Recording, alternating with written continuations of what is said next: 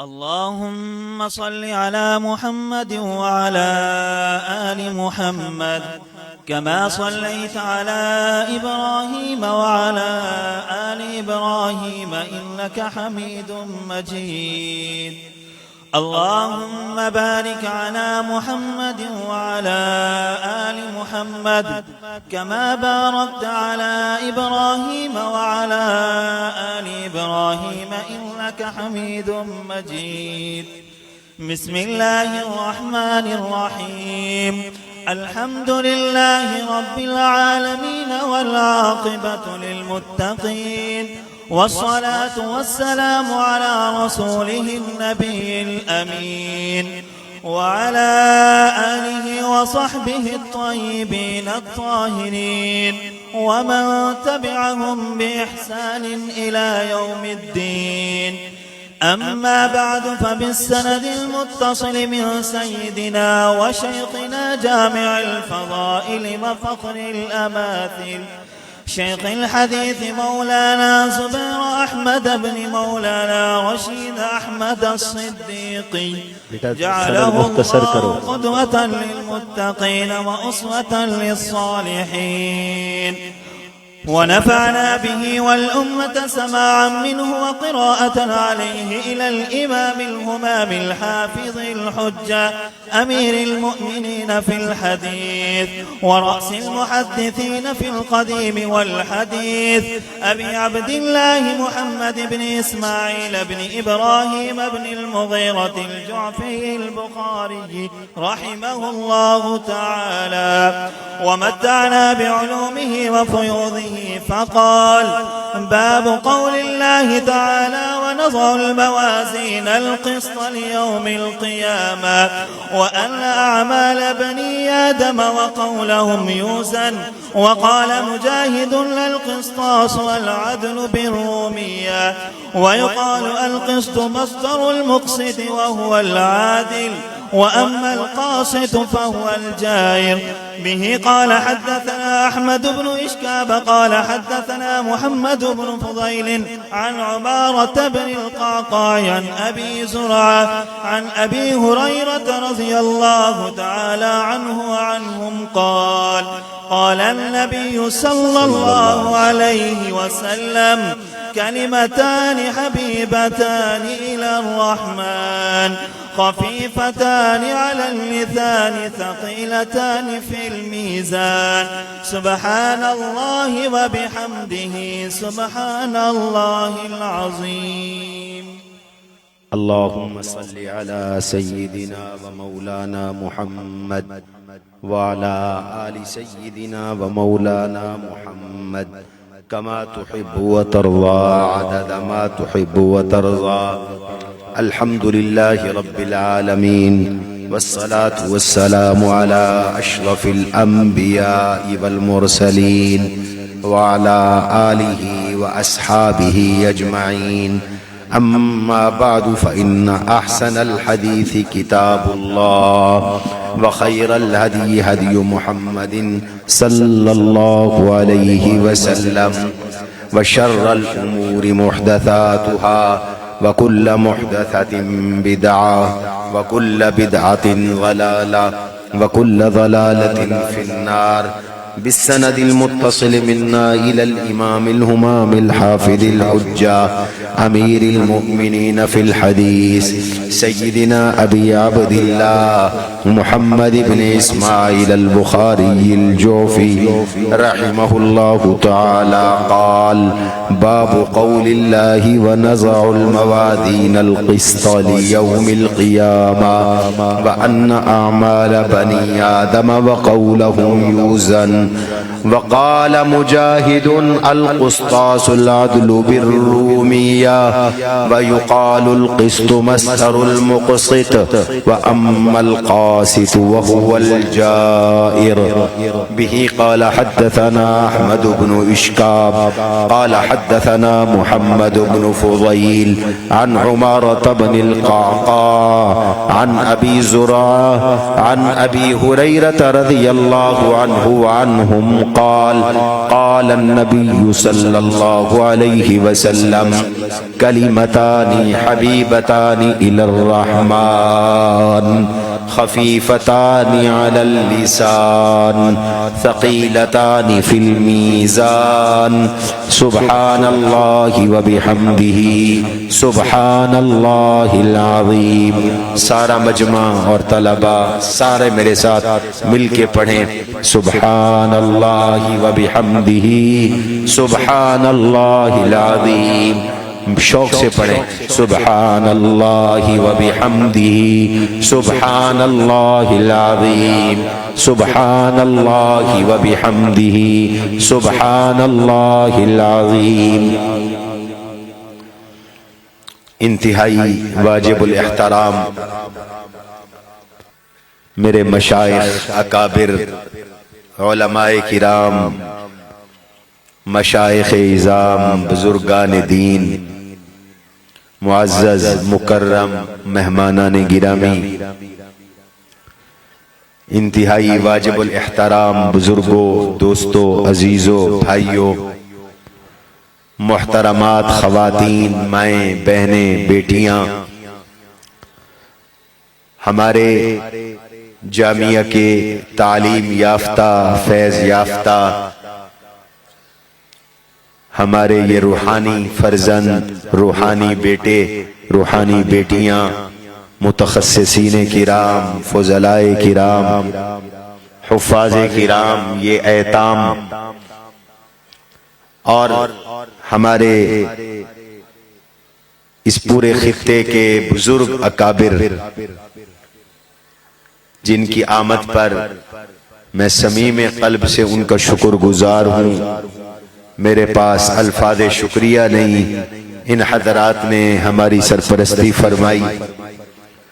حضرت اقدس شیخ طریقت حضرت مولانا رشید احمد شاہ جمالی صاحب دامت برکاتہم العالیہ ڈیرہ غازی خان سے ہمارے سلسلہ نقشبندیہ کے بہت بڑے شیخ ہیں اور ہمارے وفاق المدارس العربیہ پاکستان کے مسئول ہیں.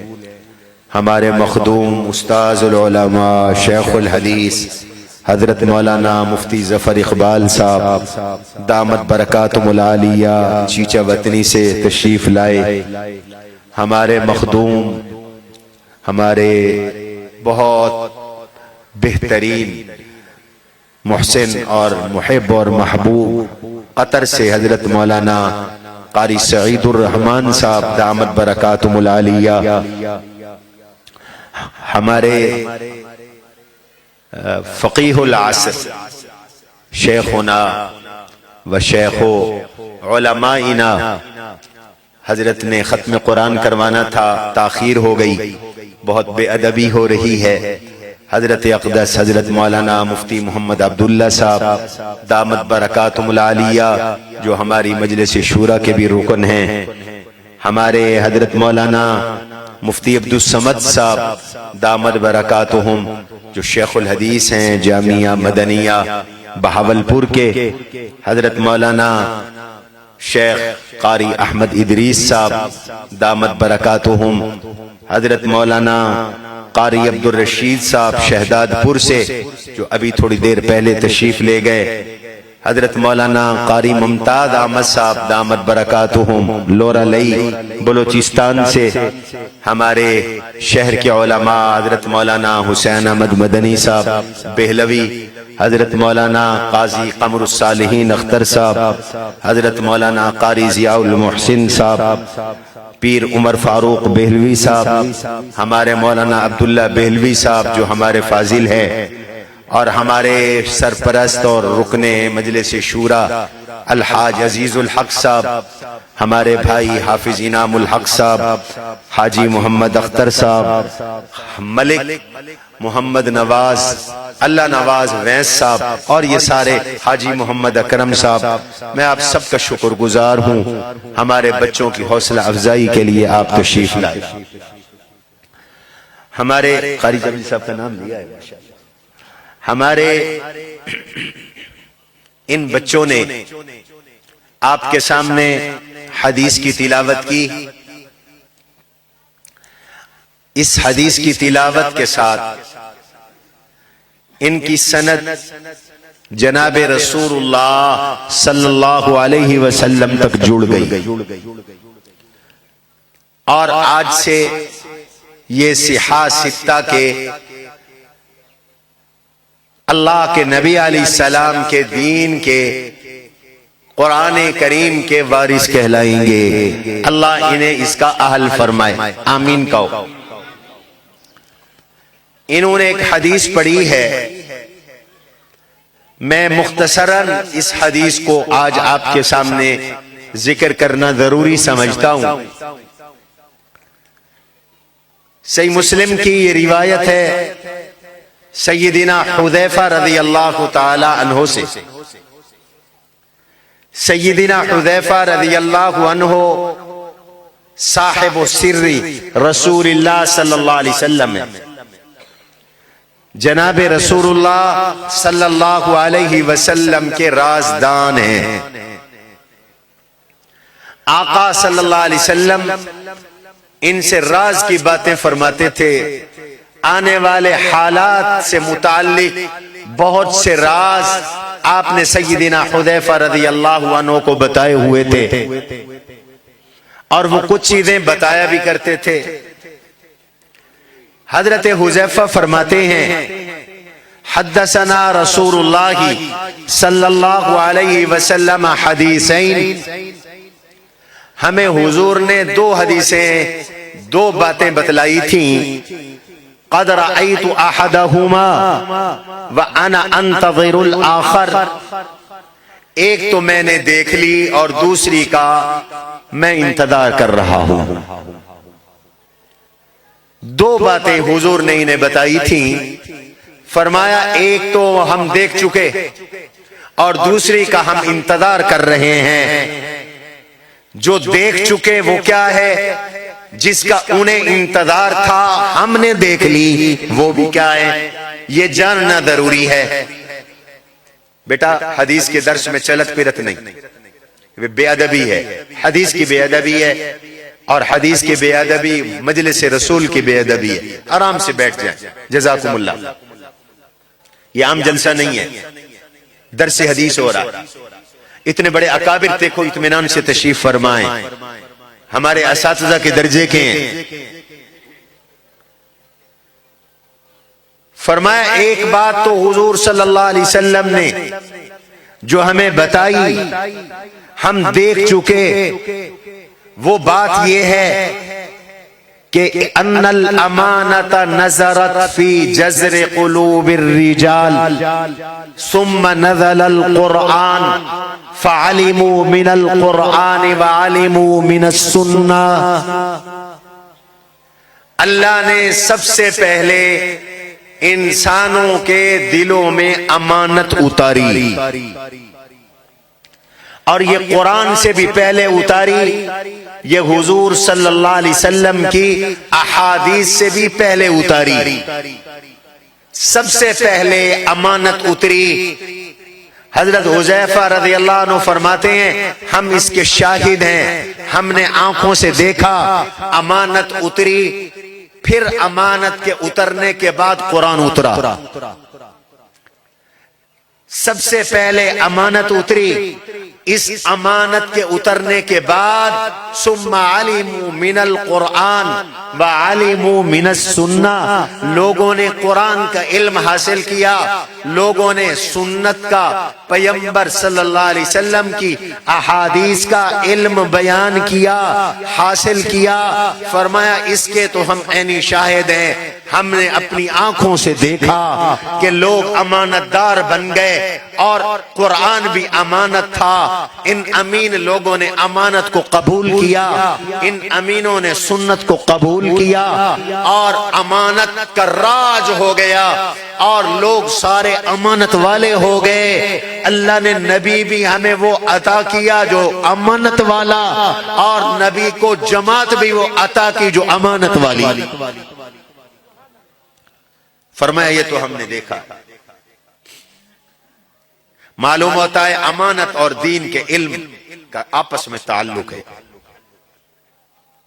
جتنی امانت ہوگی اتنا علم آئے گا، اتنا فہم دین آئے گا، اتنا تفہیم دین آئے گا۔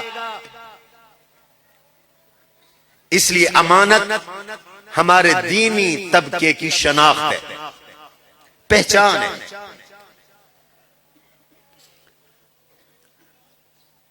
جہاں امانت نہیں وہاں دین نہیں۔ لا ایمان لمن لا امانت لہ ولا دین لمن لا عہد لہ۔ حضور علیہ السلام نے فرمایا جہاں امانت نہیں ہے وہاں ایمان نہیں ہے، اور جہاں عہد کی پاسداری نہیں ہے وہاں دین نہیں ہے۔ یہ مدارس امانت کا شوگر ہے، اس کا مظاہرہ بھی آپ نے کیا۔ ہم خود اپنے مدرسے کے لیے 10-10 ہزار 20-20 ہزار چندے کرتے پھرتے ہیں۔ یہ امانتیں ہی تو تھیں۔ کسی کو 1 لاکھ کا چیک ملا، کسی کو 1.5 لاکھ کا چیک ملا، کسی کو 2 لاکھ کا چیک ملا، کسی کو پورا مکان بنوا کر چابی دے دی گئی، اور کئیوں کے مکانات تعمیر ہو رہے ہیں، ہم خود ان کو تعمیر کر کے دے رہے ہیں۔ یہ لوگوں کی امانتیں ہیں، اور امانتیں امانت داروں کے پاس جا رہی ہیں۔ یہ صحیح عقیدہ، یہ بھی سلف صالحین کی امانت ہے جو آپ سب تک منتقل ہو رہا ہے۔ یہ دینی اعمال، یہ امانت ہیں، آپ تک منتقل ہو رہے ہیں۔ اور پیسہ، یہ بھی امانت ہے۔ یہ پیسہ تو امانت کی ایک قسم ہے، یہ پوری امانت نہیں ہے۔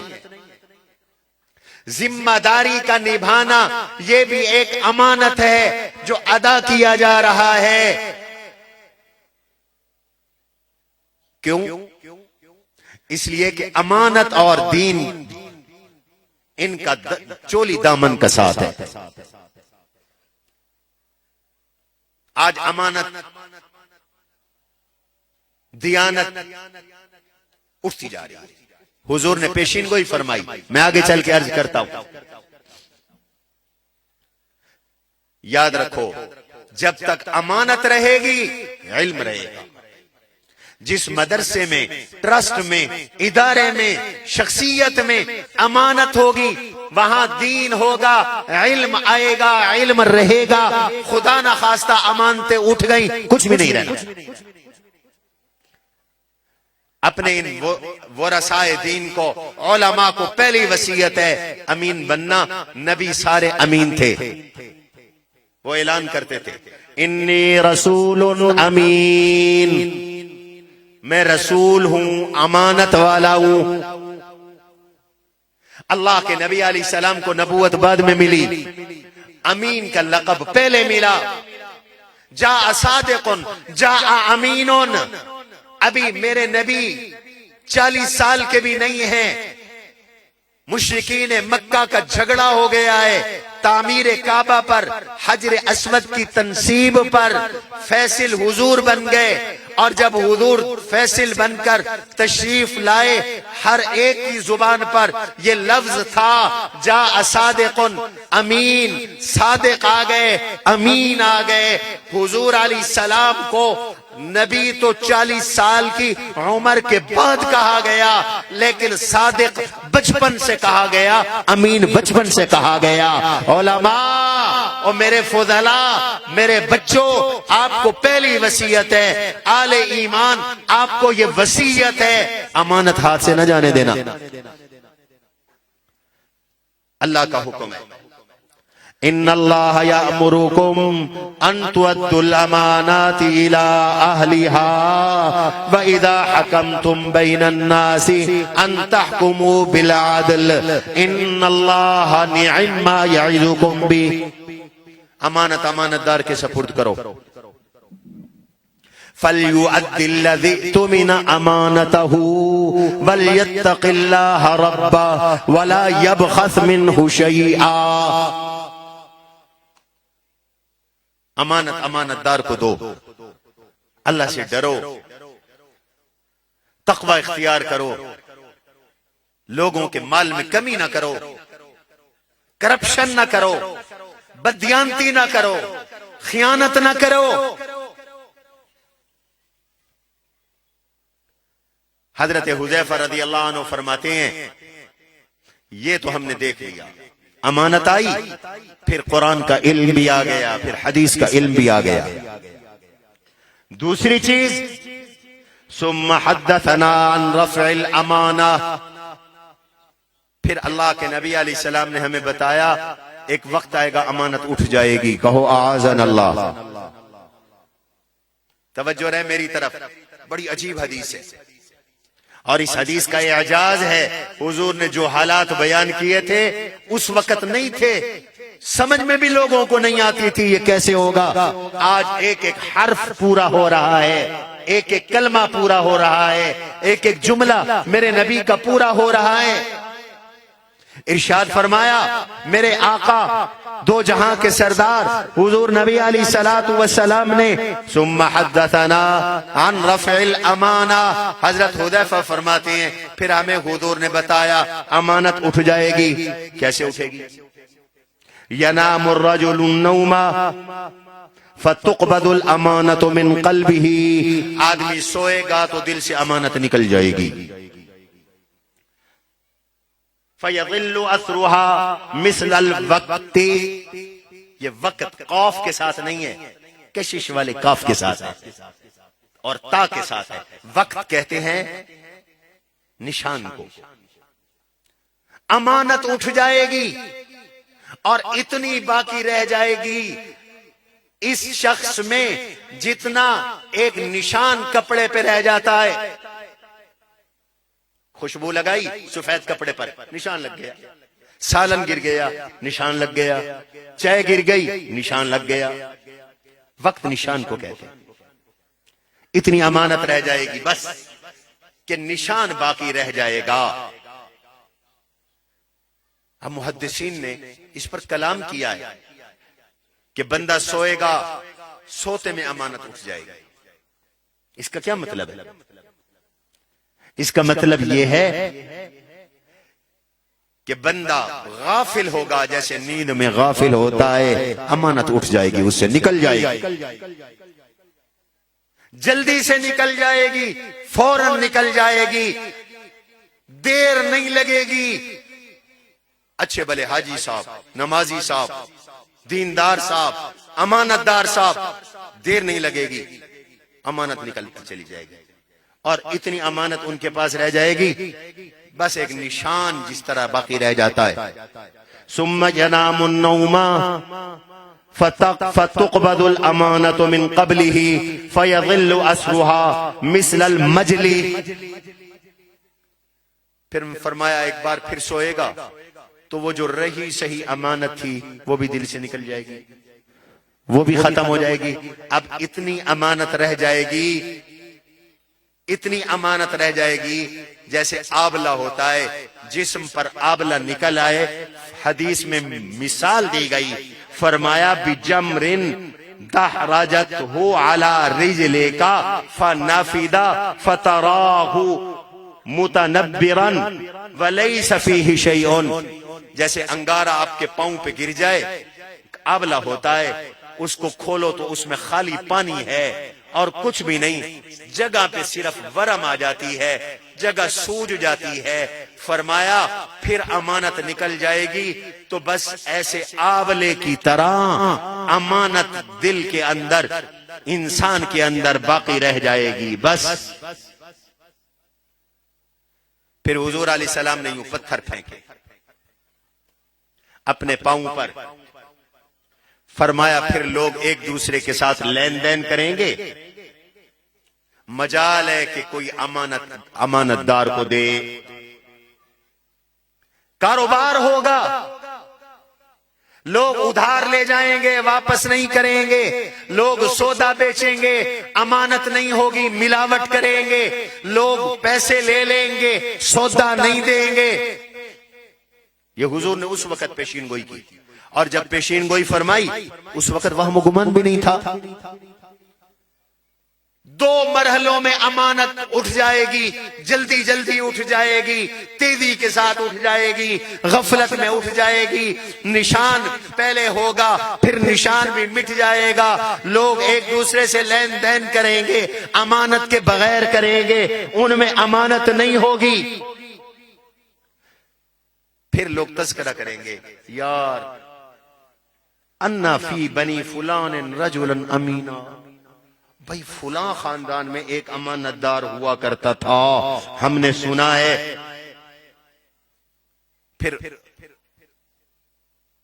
کسی شخص کو لوگ دیکھیں گے امین سمجھ کر، پھر اس کی تعریف کریں گے، کہیں گے ما اجلدہ ما اظرفہ ما عاقلہ، یہ کتنا خوبصورت ہے، کتنا سمجھدار ہے، کتنا عقل مند ہے۔ وما فی قلبہ مثقال حبۃ من خردل من ایمان، جس کو امانت دار سمجھ رہے ہوں گے اس کے دل میں بھی رائی کے دانے کے برابر ایمان نہیں ہوگا، وہ بھی ایمان سے خالی ہوگا، اور لوگ دھوکہ کھا جائیں گے، شکل دیکھ کر کہیں گے ما اجلدہ ما اظرفہ ما اعقلہ، یہ کتنا سمجھدار ہے، کتنا مشبہ شکل ہے، کتنا خوبصورت ہے، کتنی ظرافت والا ہے، لیکن اس کے دل میں بھی رائی کے دانے کے برابر نہ امانت ہوگی نہ ایمان ہوگا۔ اب میرے نبی نے آنے والے حالات کے بارے میں جو کچھ ارشاد فرمایا، آج وہ پورا ہوا ہے کہ نہیں ہوا؟ بولو بولو، آج کتنی امانت ختم؟ میرے نبی نے فرمایا ڈھونڈیں گے لوگ امین کو، کہا جائے گا فلانے میں خاندان میں ایک امین تھا، آج امانت اٹھ گئی ہے۔ لوگ ادھار دیتے ہوئے ڈرتے ہیں، پتہ پیسے دے گا نہیں دے گا۔ لوگ قرض دینے سے ڈرتے ہیں۔ بجلی کی چوری عام، ناراض نہ ہونا، نہر کے پانی کی چوری عام، ملازم مالک کی چوری کر رہا ہے، مالک 2 نمبر سودا بیچ رہا ہے، ہم 3 نمبر سودے کو 1 نمبر کر کے بیچ رہے ہیں۔ بیوی میں شوہر کی امانت نہیں رہی، خیانت ہے۔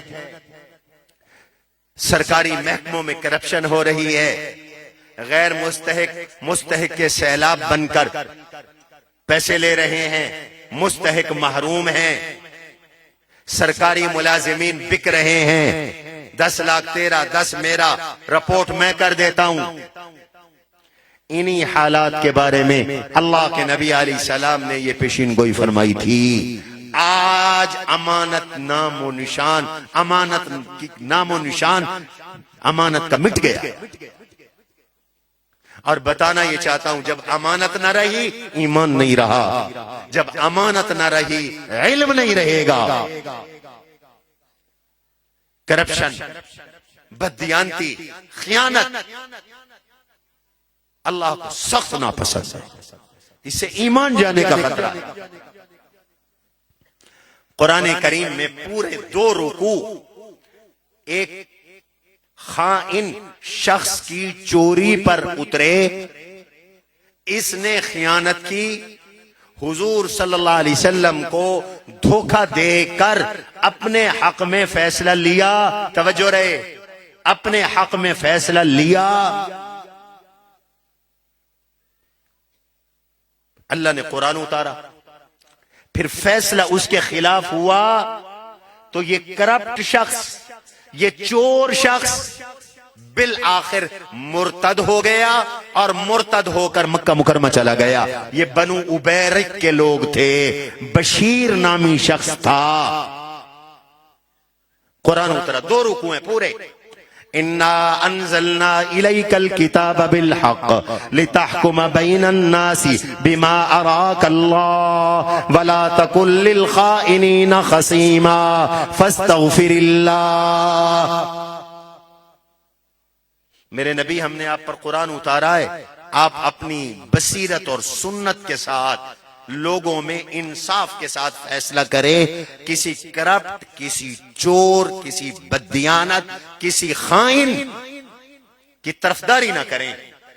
اور یہ جو اس نے دھوکہ دے کر آپ سے اپنے حق میں فیصلہ لیا تھا، اس پہ اللہ سے دعائیں مانگیں۔ اللہ تعالی نے آپ صلی اللہ علیہ وسلم کو غلطی سے بچایا ہوا تھا، حضور معصوم تھے۔ میرے اللہ نے فرمایا یہ تو آپ کو غلطی میں مبتلا کرنے والا تھا، یہ تو اللہ کا کرم ہوا، اللہ نے آپ پر وحی اتار دی، آپ کو بتا دیا کہ یہ چور ہے۔ اللہ کو یہ برداشت نہ ہوا۔ اس لیے بھائی کسی بھی قسم کی کرپشن، اس سے ایمان جانے کا خطرہ ہے۔ جیسے یہ شخص مرتد ہوا، مکہ نکل گیا، وہیں مر گیا، حرام موت مر گیا۔ اللہ نے اعلان کیا ہے ما کان لنبی ان یغل ومن یغل یأت بما غل یوم القیامہ۔ جو بھی کرپشن کرے گا، بددیانتی کرے گا، خیانت کرے گا، مرد ہو عورت ہو، کل قیامت کے دن اسی خیانت والی خیانت کے ساتھ اللہ کے سامنے شرمندہ ہو کر پیش ہوگا۔ ہمارے ان بچوں نے حدیث پڑھی ہے، بچیوں نے حدیث پڑھی ہے، میں اس کا ایک حصہ سنانے لگا ہوں، چونکہ درس حدیث ہے اور آپ بھی قسمت سے یہ درس سن رہے ہیں۔ آج آپ بھی حدیث کے طالب ہو گئے، کہو الحمدللہ، قبلہ روح ہیں آپ ماشاءاللہ۔ میرے نبی کا ملفوظ مبارک، حدیث مبارک سنو۔ یہ میں اس لیے بیان کر رہا ہوں تاکہ مجھے خود کو اوسی نفسی و ایاکم بتقوی اللہ، میں اپنے آپ کو وصیت کر رہا ہوں، اپنی نسلوں کو وصیت کر رہا ہوں، اپنے خاندان کو، اپنے ادارے کے ساتھیوں کو، اپنے ان فضلاء کو، آپ سب کو، چونکہ ہم اس کو گناہ ہی نہیں سمجھتے۔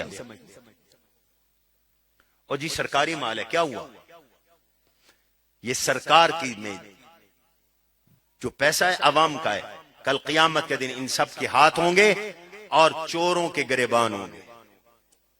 جو بل نہیں بھرتے ان کا بل دینا پڑتا ہے دوسروں کو، تو یہ جو بل دے رہی ہیں، آپ کا بھی دے رہی ہیں، ان کے ہاتھ اور ان چوری کرنے والوں کے گریبان نہیں ہوں گے قیامت کے دن۔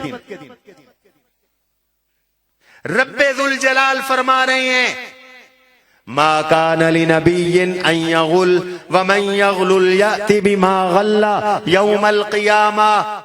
جو بھی غلول کرے گا، کرپشن، بددیانتی اور خیانت کرے گا، قیامت کے دن اس کو اپنے ساتھ لے کر آئے گا۔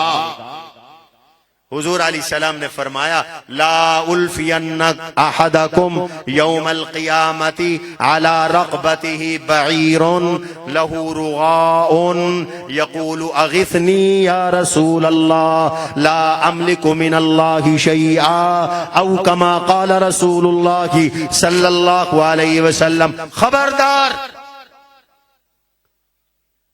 اونٹ چوری نہ کرنا، گائے چوری نہ کرنا، بکری چوری نہ کرنا، پیسہ چوری نہ کرنا قیامت کے دن، ورنہ اونٹ کندھے پہ اٹھا کر آؤ گے، گائے کندھے پہ اٹھا کے آؤ گے، بکری کندھے پہ اٹھا کے آؤ گے، سونا چاندی کندھے پہ اٹھا کے آؤ گے اور کہو گے اغثنی یا رسول اللہ، یا رسول اللہ مجھے بچا لو، یا رسول اللہ مجھے بچا لو، میری مدد کرو، میں تمہیں پیش کی کہہ رہا ہوں، میں نہیں بچا سکوں گا، میں ان چوروں، ان کرپشن کرنے والوں، ان حرام خوروں کے لیے کسی چیز کا مالک نہیں ہوں گا، مجھے اختیار نہیں ہوگا، میں تمہیں پیش کی بتا رہا ہوں۔ اس لیے امانت دار بنو، خیانت نہ کرو۔ اللہ کہتے ہیں یہ جو کرپٹ ہے، چوری کرنے والا ہے، ملاوٹ کرنے والا ہے، بددیانتی کرنے والا، یہ کبھی کامیاب نہیں ہوگا۔ ان اللہ لا يحب الخائنین، اللہ کرپشن کرنے والوں کو پسند نہیں کرتا۔ ان اللہ لا یہدی کید الخائنین، اللہ خیانت کرنے والوں کا کام کبھی نہیں بناتا، ان کا کام بگڑتا ہے، کبھی ان کی ضرورتیں پوری نہیں ہوتی۔ یوسف علیہ السلام کا اعلان ہے ذالک لیعلم انی لم اخنہ بالغیب وان اللہ لا یہدی کید الخائنین، میں عزیز مصر کا ملازم، نوکر، خادم، غلام، مجھ پہ حملہ ہوا، میری عزت پہ حملہ ہوا، یہ بھی یاد رکھو خیانت ہے۔ قرآن کہتا ہے کہ گندی نظر سے دیکھتا ہے، خیانت ہے۔ یعلم خائنۃ الاعین وما تخفی الصدور، اللہ نے اس کو بھی خیانت کہا ہے، اللہ آنکھوں کی خیانت بھی جانتا ہے۔ آج ہم تنہائیوں کے اندر نہ جانے کیا کچھ دیکھتے ہیں، کیا کچھ کرتے ہیں موبائلوں کے ذریعے۔ ہم بچے تھے، کہا جاتا تھا، ہمارے بڑے کہتے تھے ایک وقت آئے گا گھر گھر میں سینما ہوگا، ہمیں بات سمجھ میں نہیں آتی تھی۔ آج سینما سے اوپر درجے کی بے حیائی موبائلوں نے گھروں میں پھیلا دی، دادے سے لے کر پوتے تک اور دادی سے لے کر پوتی تک راتوں کو گھنٹوں نہ جانے کیا کیا دیکھتے ہیں۔ حضور علیہ السلام نے ارشاد فرمایا کچھ لوگ ایسے آئیں گے جن کے پہاڑوں کے برابر اعمال ہوں گے، لیکن ان کی خلوتیں خراب ہوں گی، اللہ ان کو جنت عطا نہیں فرمائیں گے، جہنم میں جائیں گے۔ اللہ ہماری خلوتوں کو پاک کرے۔ امانت اور دیانت پہ قائم رہو، یہ ہمارے نبی کا وصف ہے، یہ نیک اور صالحین کا وصف ہے۔ اللہ ہم سب کو امین بنائے۔ امانت لوگوں کی ہو دو، امانت اللہ کی ہو ادا کرو۔ میں سرکاری ملازم ہوں، میں پرائیویٹ ملازم ہوں، مدرس ہوں، میں اگر وقت پہ آ کے سبق نہیں پڑھاتا تو میں بھی خائن ہوں، میں بھی خیانت کر رہا ہوں۔ میری جیب میں اگر پیسے امانت ہیں، میں وہاں خرچ نہیں کر رہا تو میں بھی خیانت کر رہا ہوں، کرپشن کر رہا ہوں۔ حضور علیہ السلام کی پیشین گوئی ہے کہ امانت اٹھے گی ایمان اٹھ جائے گا، رائی کے دانے کے برابر بھی دل میں ایمان نہیں رہے گا۔ بھائیو، دنیا جائے پر دین اور ایمان نہ جائے۔ آج کے درس میں وعدہ کرو کہ اللہ کی سے مانگیں گے، ہم سب امانت دار رہیں گے، کہو انشاءاللہ۔ ہاتھ کھڑا کر کے خیانت کے اس دور میں سب وعدہ کرو کہ اللہ ہمیں تو مرتے دم تک امانت پر رکھنا، آمین کہو بھائی۔ حضرت امام بخاری رحمت اللہ علیہ کی یہ لکھی ہوئی کتاب جس کا نام المسند الصحیح الجامع المختصر من امور رسول اللہ صلی اللہ علیہ وسلم وسننہ وایامہ ہے، حضرت امام بخاری رحمت اللہ تعالی علیہ نے یہ کتاب لکھی ہے اور بڑے لمبے عرصے تک لکھی ہے۔ ہمارے ان بچوں نے پڑھا ہے۔ اس کتاب کی 94 کتب ہیں۔ پہلی کتاب کتاب بدء الوحی، آخری کتاب کتاب التوحید، دوسری کتاب الایمان، ایمان سے بات شروع کی، توحید پہ ختم کی، اشارہ کیا کہ لوگوں ایمان اصل ہے، ایمان بنیاد ہے، اشرف الواجبات ایمان ہے، افضل الواجبات ایمان ہے۔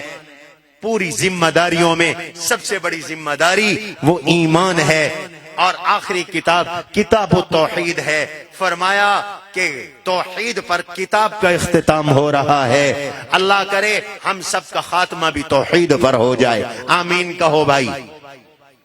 3930 ابواب قائم کیے، 7000 سے زائد احادیث ذکر کی امام بخاری رحمت اللہ علیہ نے، اور یہ آخری باب قائم کیا ہے وہ اللہ تبارک و تعالی کی ایک آیت کی تشریح میں اور ایک گمراہ فرقے کی تردید میں قائم کیا ہے، اور وہ ہے باب قول اللہ وَنَضَعُ الْمَوَازِينَ الْقِسْطَ لِيَوْمِ الْقِيَامَةِ، ہم انصاف کے ترازو لگائیں گے قیامت کے دن، وَأَنَّ أَعْمَالَ بَنِي آدَمَ وَقَوْلَهُمْ يُوزَنْ، انسان کے اعمال بھی تولے جائیں گے، انسان کے بول بھی تولے جائیں گے۔ قرآن کہتا ہے وَالْوَزْنُ يَوْمَئِذٍ الْحَقُّ، قیامت کے دن اعمال کا تلنا حق ہے۔ کہو قیامت میں اعمال کا تلنا، سارے کہو حق ہے، ہمارے اعمال تولیں گے، اعمال کی تلاشی بھی لی جائے گی۔ نہیں تولیں گے تو 70,000 لوگوں کے نہیں تولیں گے جو کلمہ گو ہیں، حضور علیہ السلام نے فرمایا میری امت میں 70,000 ایسے لوگ ہوں گے جو بغیر حساب و کتاب کے جنت میں جائیں گے. اللہ ہمیں ان میں شامل فرما دے. اونچی آواز سے. ایک تو مشہور حدیث ہے جو علماء اور محدثین بیان کرتے ہیں، ان کی علامات حضور علیہ السلام نے فرمائی، وہ توکل کرنے والے ہوں گے، دوائی لینے والے نہیں ہوں گے، رقیہ کرنے والے نہیں ہوں گے، اپنے رب پر توکل کرنے والے خالص موحد لوگ ہوں گے. اور ایک اور حدیث کی طرف توجہ دلانا چاہتا ہوں جو امام ابن کثیر نے صاحب در منصور نے اپنی تفسیروں میں اس آیت کی تفسیر میں لکھی ہے. میں وہ حدیث بیان کرنے لگا ہوں. ان علماء کی مجھے انشاءاللہ دعائیں ملیں گی. اللہ نے قرآن میں ارشاد فرمایا ثم اورثنا الكتاب الذين اصطفينا من عبادنا فمنهم ظالم لنفسه ومنهم مقتصد ومنهم سابق بالخيرات باذن الله. ہم جنہیں قرآن کا وارث بنا رہے ہیں نا، جنہیں ہم قرآن کا وارث بنا رہے ہیں، یہ ہمارے چنے ہوئے بندے ہیں. کہو سبحان اللہ.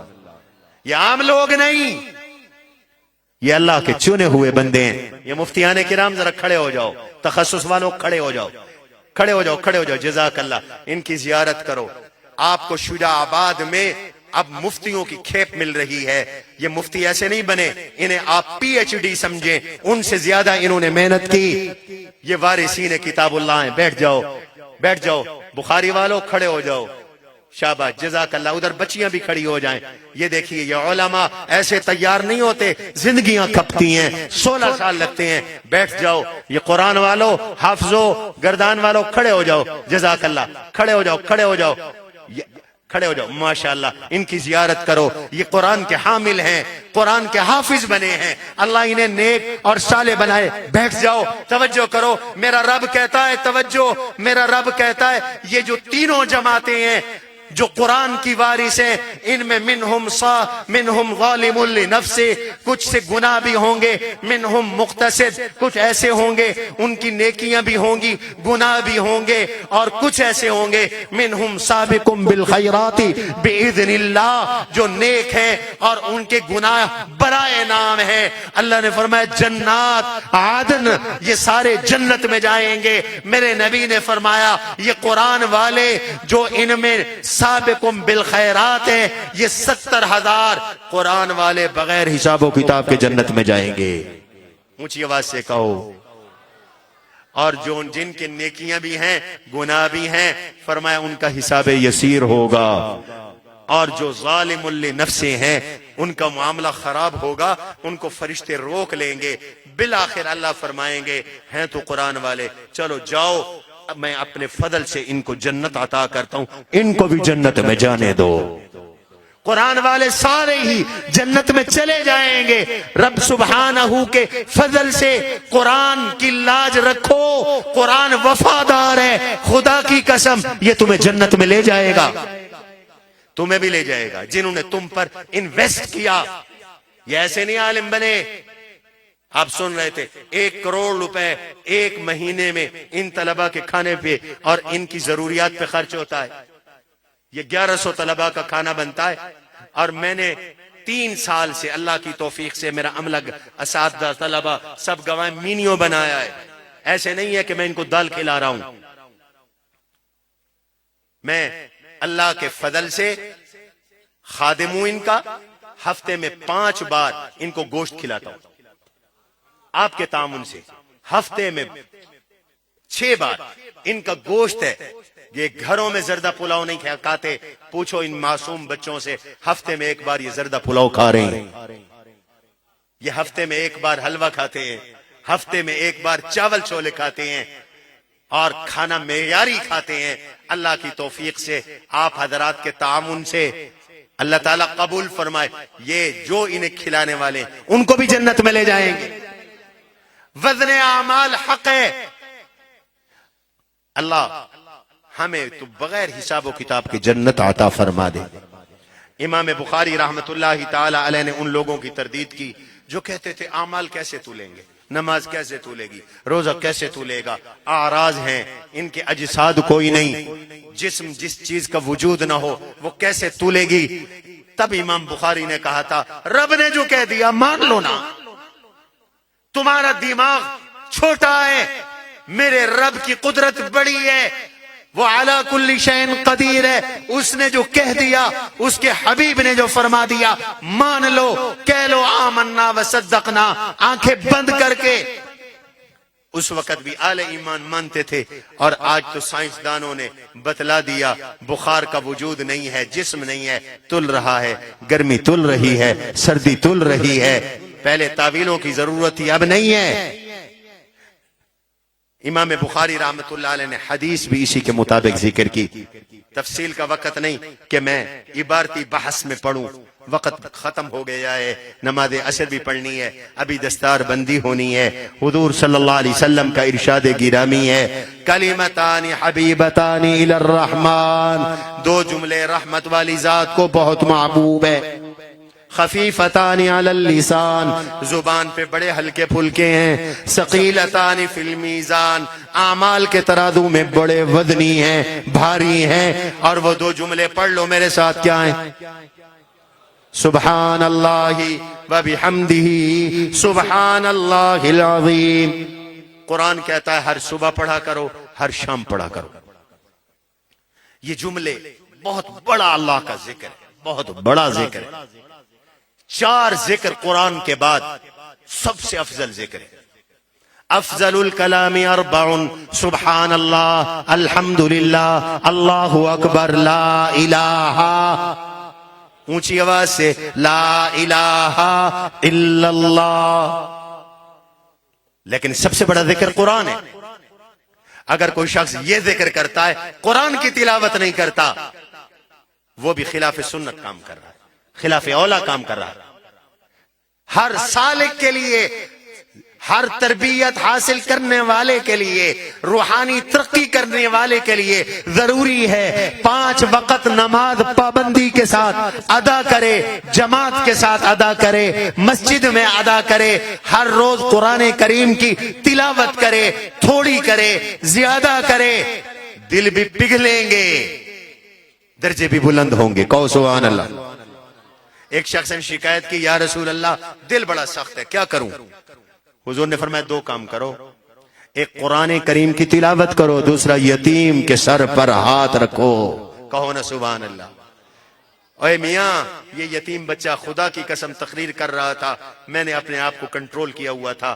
آپ تو نہیں سمجھ رہے ہوں گے عربی، یہ عربی سمجھنے والے اپنے آپ پہ ضبط کر کے بیٹھے تھے کہ یہ بچہ اپنی یتیمی کو کیسے بیان کر رہا تھا۔ رب نے اپنے نبی سے فرمایا الم یجدک یتیما فآوا، میرے حبیب ہم نے آپ کو یتیم بنایا، ہم خود آپ کا ٹھکانہ بن گئے۔ میرے نبی نے فرمایا یتیم جب روتا ہے، اس کا آنسو زمین پہ گرتا ہے، تو رب تعالی اپنا ہاتھ اس کے آنسو کے نیچے کر دیتے ہیں اور فرماتے ہیں من یبکی ھذا الیتیم الذی وارث والدہ تحت التراب، اس یتیم کو کس نے رلا دیا؟ جس کے باپ کو میں نے مٹی کے نیچے چھپایا ہے۔ من اسکتہ فلہ الجنہ، جس نے یتیم کو چپ کرایا اس کے لیے جنت ہے۔ یہ حضور فرما رہے ہیں میں نے دارالیتیم ایتام ایسے نہیں بنایا، مجھے کوئی کام بڑھانے کا شوق نہیں ہے، یہ بچے صدقہ جاریہ ہیں ان لوگوں کے لیے جو ان کی کفالت کر رہے ہیں۔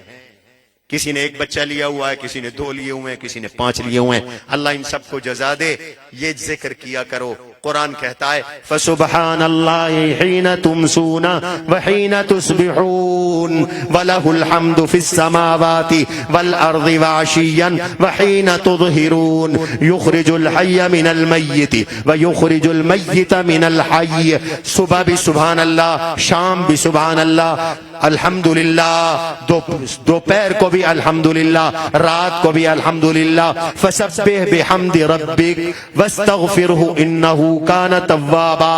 قرآن کہتا ہے موت کی تیاری ہے کہ پڑھو سبحان اللہ و بحمدی سبحان اللہ العظیم استغفر اللہ. قرآن کہتا ہے وَلَقَدْ نَعْلَمُ أَنَّكَ يَضِيقُ صَدْرُكَ بِمَا يَقُولُونَ فَسَبِّحْ بِحَمْدِ رَبِّكَ فَسَبِّحْ بِحَمْدِ رَبِّكَ. میرے نبی آپ بڑے پریشان ہوتے ہیں, آپ کو لوگ ستاتے ہیں, میں نسخہ بتاتا ہوں صبر کا.